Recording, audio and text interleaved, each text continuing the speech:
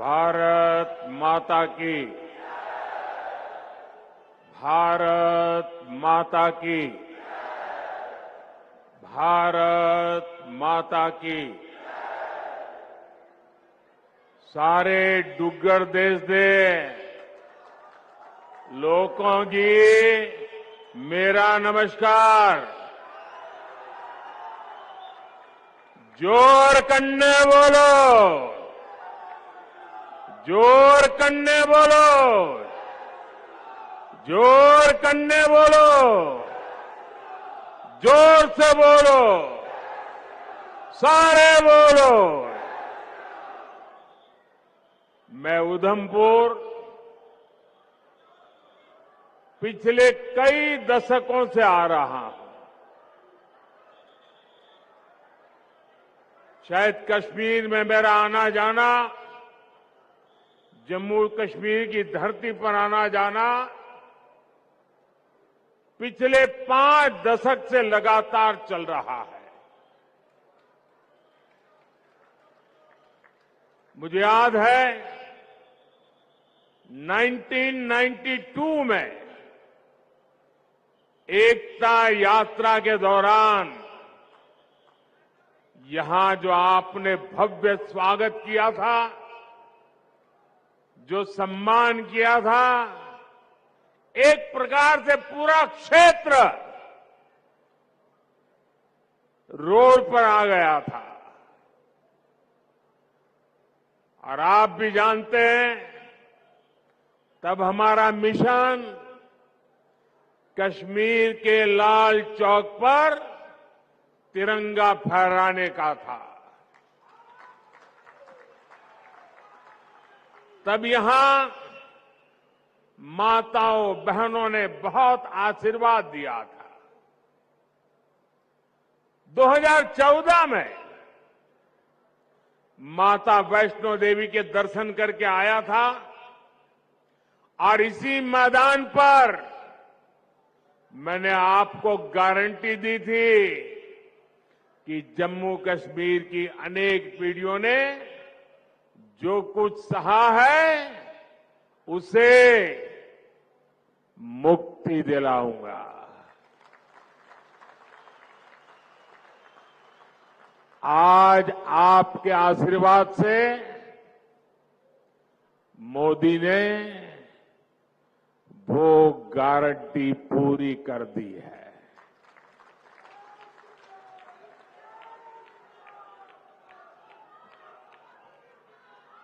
दशकों बाद ये पहला चुनाव है जब आतंकवाद, अलगाववाद, पत्थरबाजी, बंद, हड़ताल, सीमा पार से गोलीबारी ये चुनाव के मुद्दे ही नहीं है।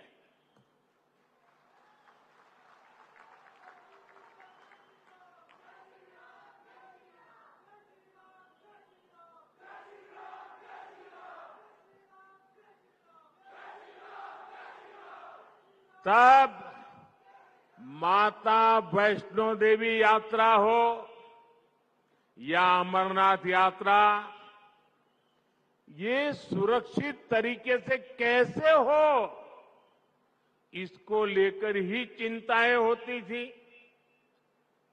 अगर एक दिन शांति से गया तो अखबार में बड़ी खबर बन जाती थी। आज स्थिति एकदम बदल गई है। आज जम्मू कश्मीर में विकास भी हो रहा है और विश्वास भी बढ़ रहा है। इसलिए आज जम्मू और कश्मीर के चप्पे चप्पे में भी एक ही गूंज सुनाई दे रही है।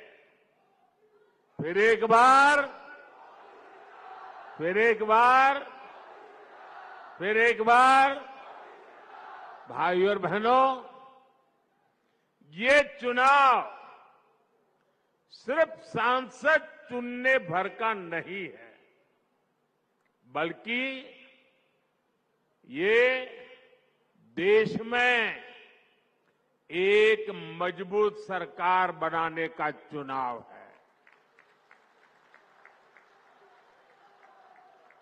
और सरकार जब मजबूत होती है तो जमीन पर चुनौतियों के बीच भी चुनौतियों को चुनौती देते हुए काम करके दिखाती है। दिखता है कि नहीं दिखता है? दिखता है कि नहीं दिखता है? यहां जो पुराने लोग हैं उनको 10 साल पहले का मेरा भाषण याद होगा। यही मैंने आपसे कहा था कि आप मुझ पे भरोसा कीजिए।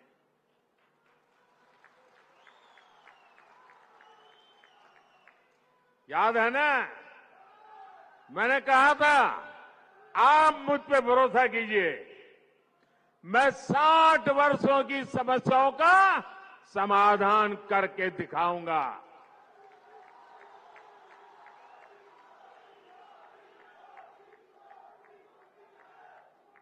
तब मैंने यहां माताओं बहनों के सम्मान की गारंटी दी थी। गरीब को 2 वक्त के खाने की चिंता न करनी पड़े, इसकी गारंटी दी थी। आज जम्मू कश्मीर के लाखों परिवारों के पास अगले 5 साल तक मुफ्त राशन की गारंटी है। आज जम्मू कश्मीर के लाखों परिवारों के पास 5 लाख रुपए के मुफ्त इलाज की गारंटी है। 10 वर्ष पहले तक जम्मू कश्मीर के कितने ही गांव थे जहां बिजली, पानी और सड़क तक नहीं थे। आज गांव-गांव तक बिजली पहुंच चुकी है। आज जम्मू कश्मीर के 75% से ज्यादा घरों को पाइप से पानी की सुविधा मिल रही है। इतना ही नहीं, ये डिजिटल का जमाना है। डिजिटल कनेक्टिविटी चाहिए। मोबाइल टावर दूर सुदूर पहाड़ों में भी लगाने का बड़ा तेज अभियान चलाया है। भाई और बहनों, मोदी की गारंटी यानी गारंटी पूरा होने की गारंटी।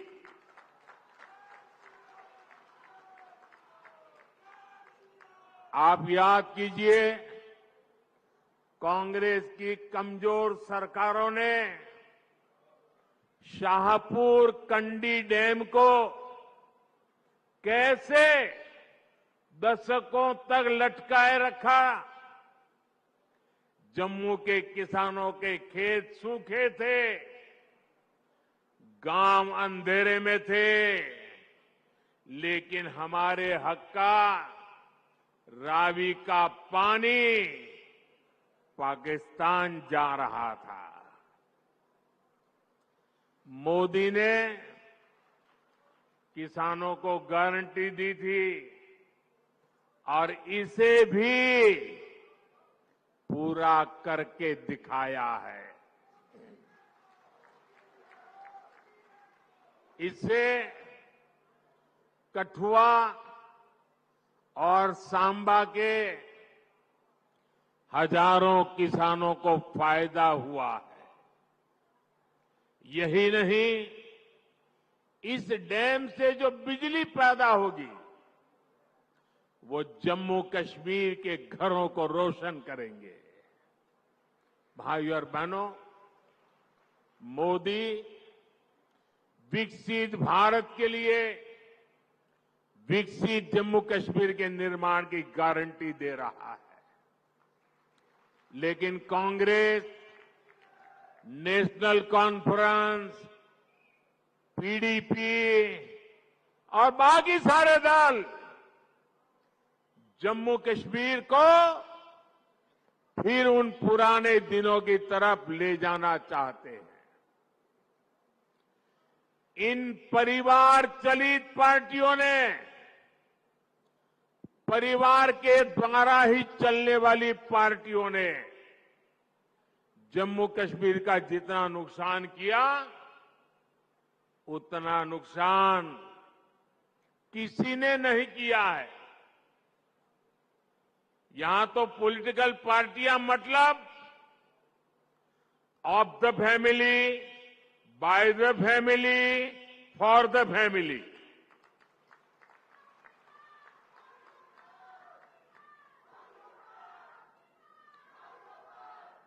सत्ता के लिए इन्होंने जम्मू कश्मीर में 370 की ऐसी दीवार बना दी थी कि जम्मू कश्मीर के लोग बाहर नहीं झोंक सकते थे और बाहर वाला जम्मू कश्मीर की तरफ नहीं झोंक सकता था। और ऐसा भ्रम बना के रखा था कि बस उनकी जिंदगी ये 370 है तभी बचेगी। ऐसा झूठ चलाया, ऐसा झूठ चलाया।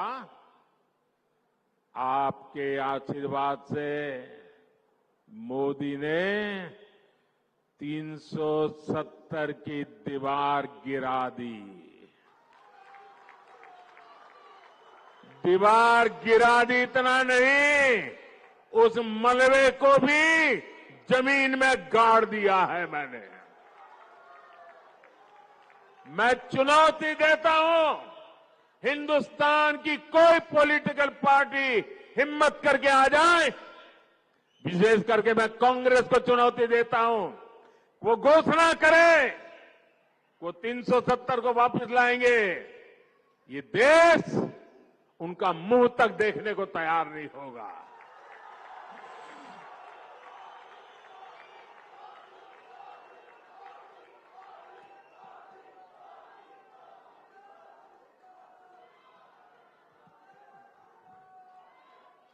ये कैसे कैसे भ्रम फैलाते हैं, कैसे कैसे लोगों को डरा के रखते हैं।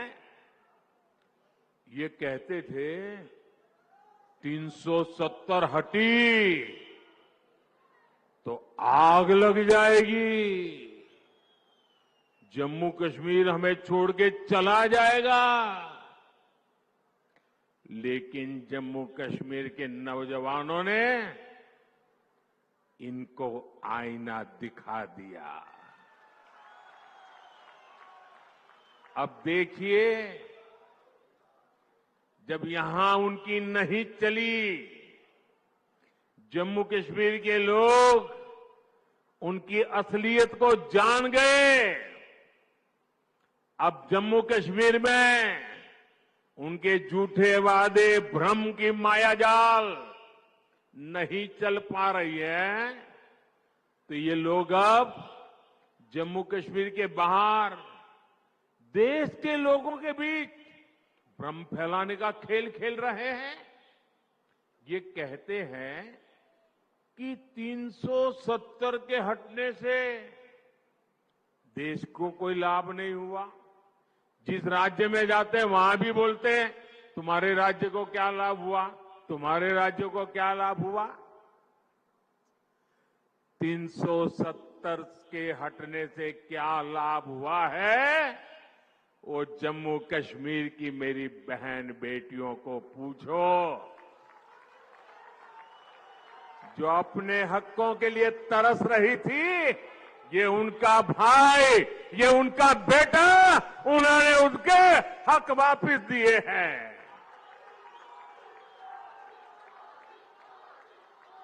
जरा कांग्रेस के लोगों, जरा देश भर के दलित नेताओं से मैं कहना चाहता हूं, यहां के हमारे दलित भाई बहन, हमारे वाल्मीकि भाई बहन देश आजाद हुए तब से परेशानी झेल रहे थे। जरा आकर के उन वाल्मीकि भाई बहनों से पूछो, गड्ढा ब्राह्मण से पूछो, कोली से पूछो और पहाड़ी परिवार हो, मचैल माता की भूमि में रहने वाले मेरे पटरी साथी हो, अब हर किसी को संविधान में मिले अधिकार मिलने लगे हैं। अब हमारे फौजियों की वीर माताओं को चिंता नहीं करनी पड़ती, क्योंकि पत्थरबाजी नहीं होती है। इतना ही नहीं, घाटी की वो माताएं मुझे आशीर्वाद देती हैं। उनको चिंता रहती थी कि बेटा अगर 2-4 दिन दिखाई न दे तो उनको लगता था कहीं गलत हाथों में तो नहीं फंस गया है।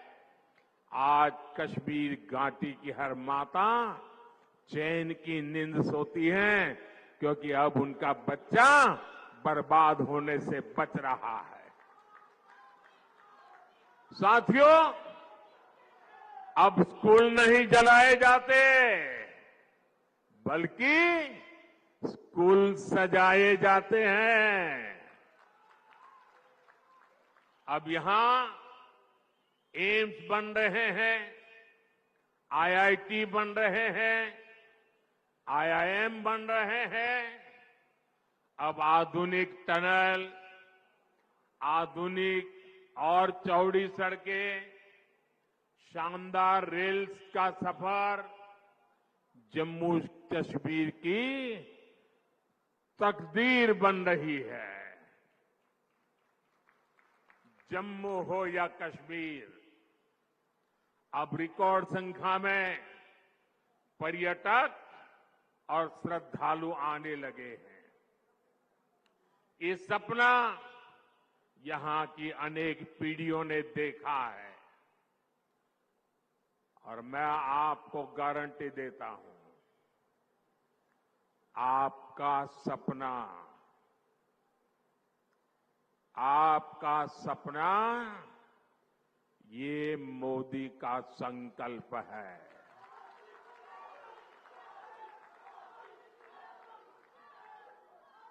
आपके सपनों को पूरा करने के लिए हर पल आपके नाम,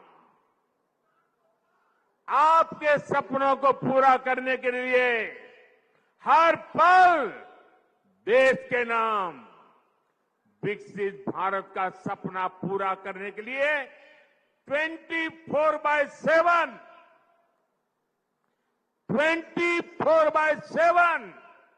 फॉर 2047 ये मोदी की गारंटी है।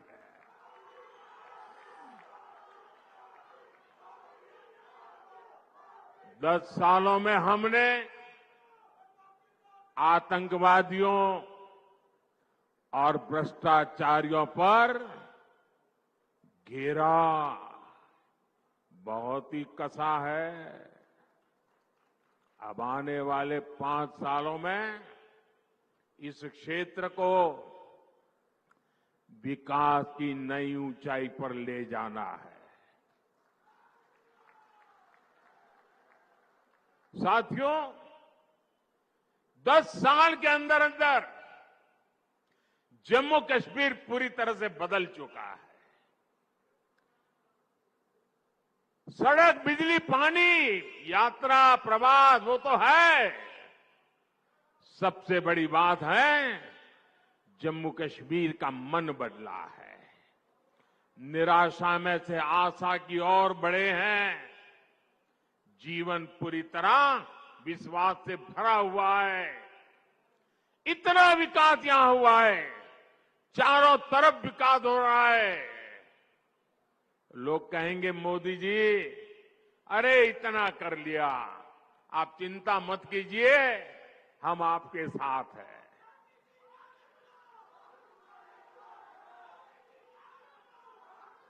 आपका साथ, उस पे प्रति तो मेरा अपार विश्वास है। मैं यहां न आता तो भी मुझे पता था कि जम्मू कश्मीर का मेरा नाता इतना गहरा है तो आप मेरे लिए मुझसे भी ज्यादा करेंगे। लेकिन मैं तो आया हूं मां वैष्णो देवी के चरणों में बैठे हुए आप लोगों के भी दर्शन करने के लिए।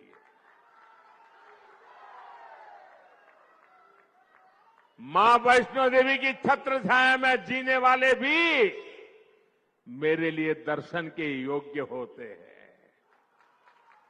और जब आप लोग कहते हैं इतना कर लिया, इतना हो गया, इतना हो गया,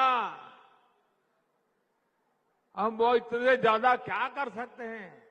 मेरे जम्मू कश्मीर के भाई बहन, आपने पहले इतने बुरे दिन देखे हैं कि आपको ये सब बहुत लग रहा है, बहुत अच्छा लग रहा है, विकास जैसा लग रहा है।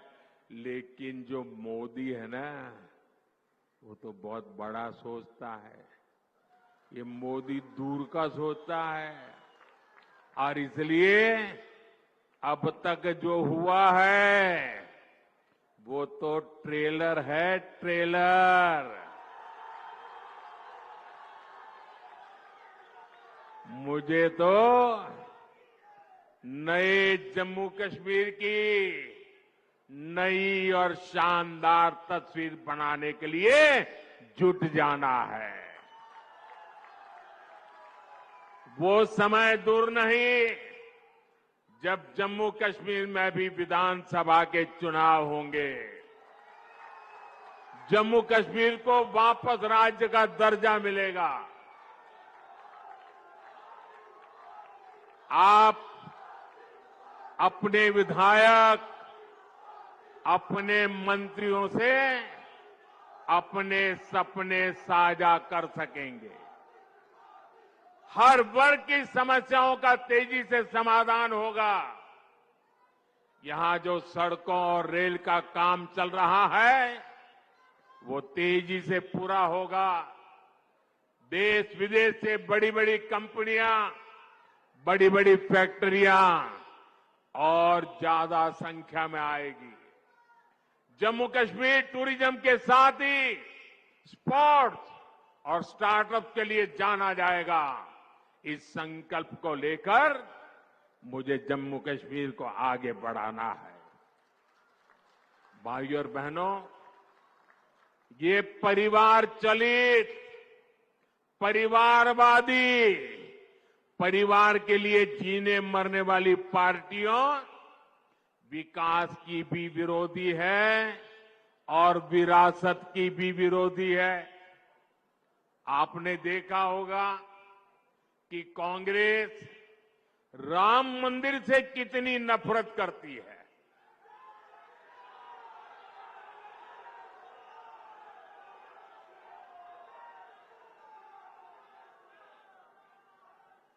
कांग्रेस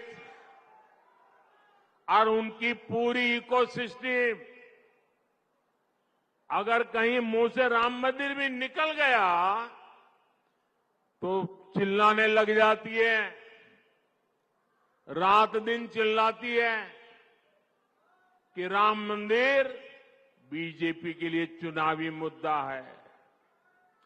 राम मंदिर न कभी चुनाव का मुद्दा था, न चुनाव का मुद्दा है और न ही कभी चुनाव का मुद्दा बनेगा।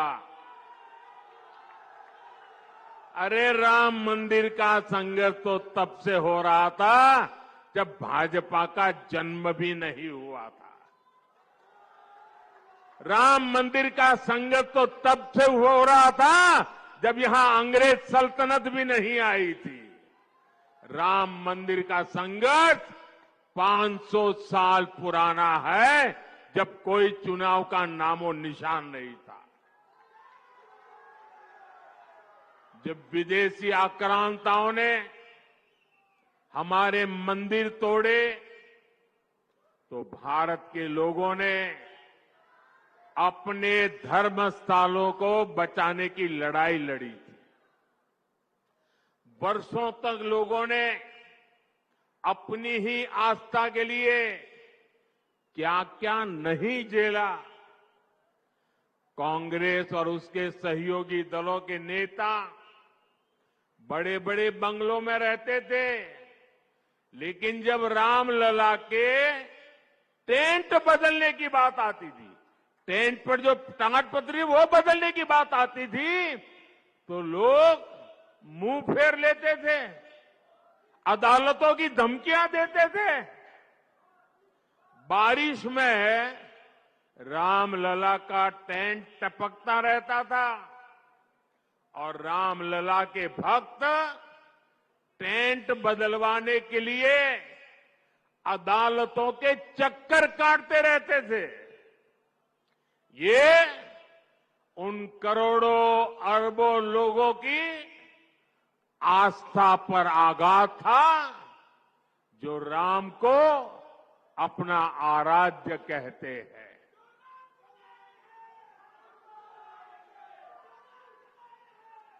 और हमने इन्हीं लोगों से कहा कि एक दिन आएगा जब रामलला भव्य मंदिर में विराजेंगे।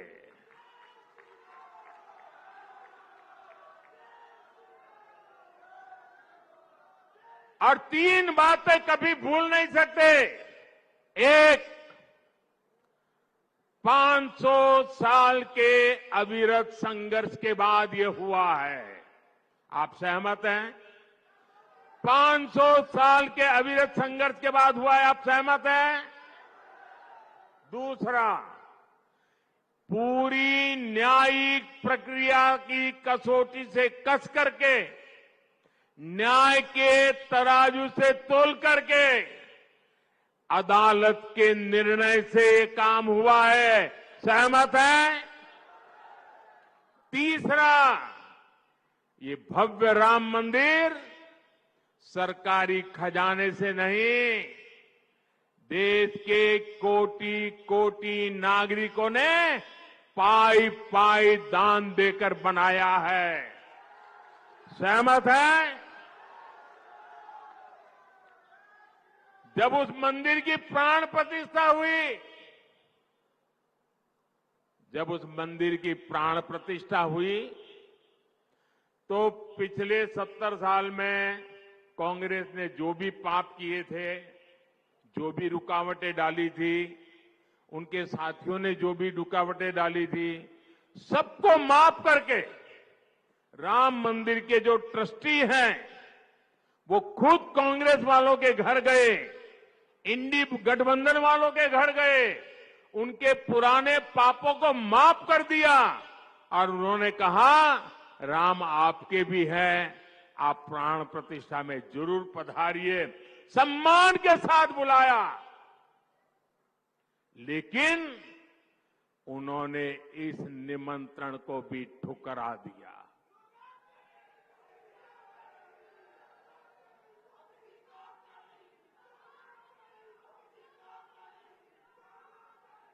कोई बताए वो कौन सा चुनावी कारनामा था जिसके दबाव में आपने राम मंदिर के प्राण प्रतिष्ठा के निमंत्रण को ठुकरा दिया? वो कौन सी चुनावी खेल था कि आपने प्राण प्रतिष्ठा के पवित्र कार्य को ठुकरा दिया? ये कांग्रेस वाले, इंडी गठबंधन वाले, जो इसे चुनाव का मुद्दा कहते हैं, उनके लिए चुनावी मुद्दा था, देश के लिए ये श्रद्धा का मुद्दा था, ये धैर्य की विजय का मुद्दा था, ये आस्था और विश्वास का मुद्दा था, ये 500 वर्ष की तपस्या का मुद्दा था। मैं कांग्रेस से पूछना चाहता हूं, आपने अपनी सरकार के समय दिन रात जब इसका विरोध किया तब ये किस चुनाव का मुद्दे के तहत आप कर रहे थे।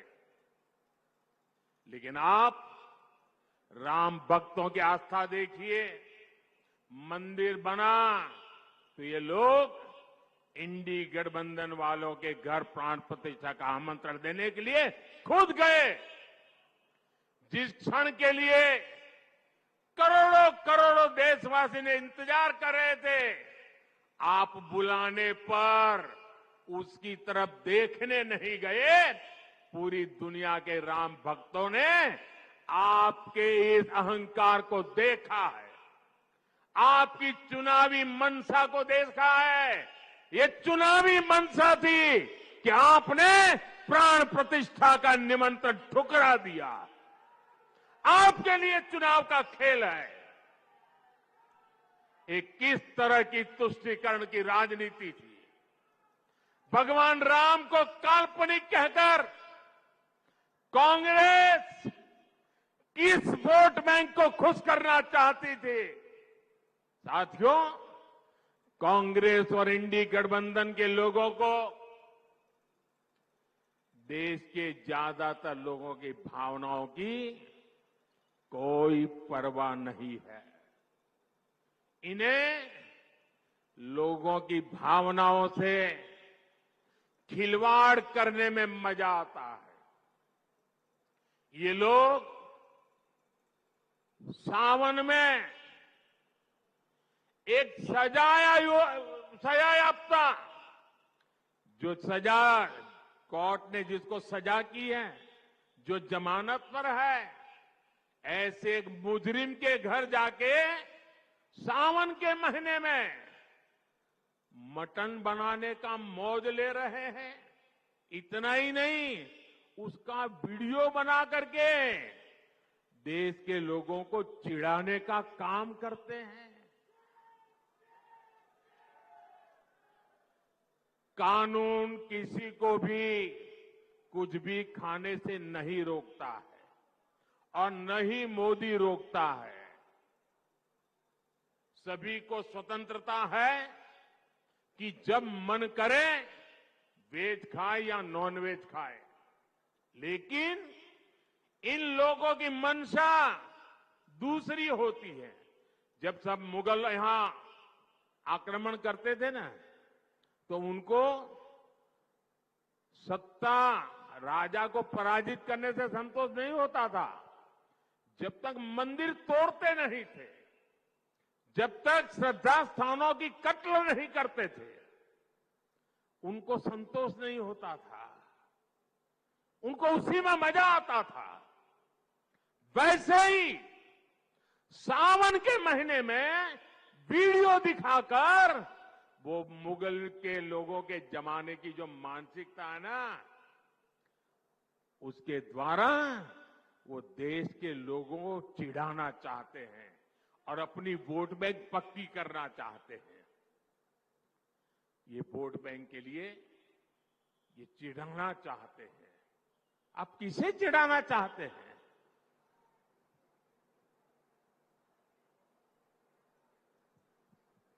नवरात्र के दिनों में अपना नॉनवेज खाना आप किस मंशा से वीडियो दिखा दिखा करके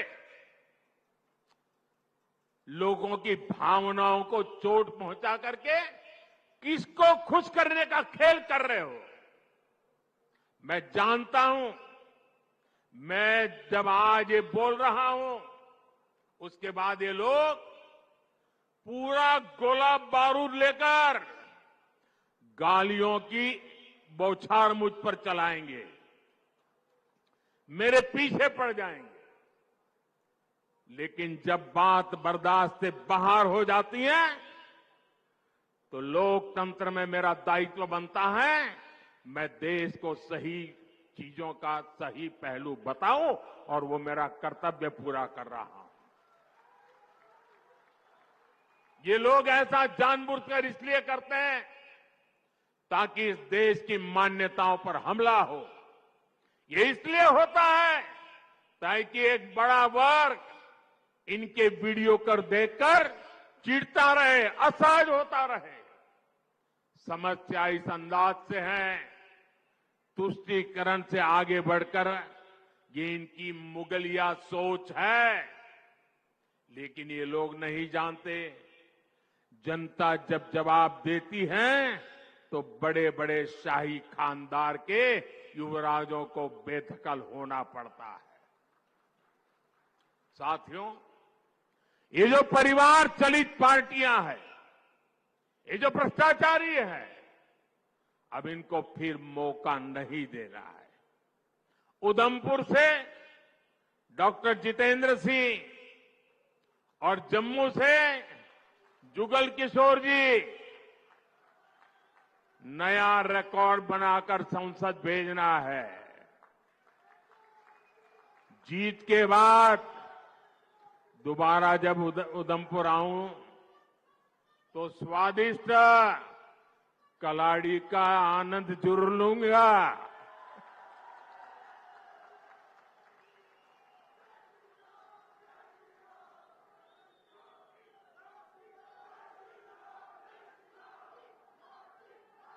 मेरा एक काम करोगे? मेरा एक काम करोगे?